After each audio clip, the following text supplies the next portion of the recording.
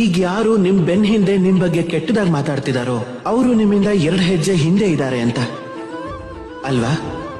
ಅಸೂಯೆಯಿಂದ ನಿಮ್ ಬಗ್ಗೆ ಅವ್ರು ಹಾಗೆಲ್ಲ ಮಾತಾಡಬಹುದು. ಆದ್ರೆ ವಿಷಯ ಹಾಗಲ್ದಿದ್ರೆ, ಅವ್ರು ಹೇಳೋದು ಸತ್ಯನೇ ಆಗಿದ್ರೆ, ಆಗ ನೀವು ಮೊದಲನೇದಾಗಿ ನಿಮ್ಮ ತಪ್ಪನ್ನ ತಿಳ್ಕೊಳ್ಳಿ, ಆ ಸತ್ಯನ ತಿಳ್ಕೊಳ್ಳಿ, ಮತ್ತ ಅವಗುಣಗಳನ್ನ ತೆಗೆದುಹಾಕಿ. ಮತ್ತ ಆಮೇಲೆ ನೋಡಿ, ನೀವು ಅವ್ರಿಗಿಂತ 2 ಹೆಜ್ಜೆ ಇನ್ನೂ ಮುಂದೆ ಹೋಗಿರ್ತೀರ. ಯಾಕೆ ಅಂದ್ರೆ ಈ ಜೀವನದ ರಥನ ಮುಂದೆ ನೋಡ್ಕೊಂಡು ಓಡಿಸ್ಬೇಕು, ಹಿಂದೆ ನೋಡ್ಕೊಂಡಲ್ಲ. ಅದಕ್ಕೆ ಹಿಂದೆ ನೋಡೋದನ್ನ ಬಿಟ್ಬಿಡಿ. ಈ ವರ್ತಮಾನ ಏನಿದೆ ಇದನ್ನ ನೋಡಿ, ಇದ್ರಲ್ಲಿ ಬದುಕಿ. ಆ ಭವಿಷ್ಯ ಏನಿದೆ, ಅಲ್ಲಿ ನಿಮ್ಮ ಗುರಿ ಏನಿದೆ ಅದನ್ನ ಸಾಧಿಸಿ.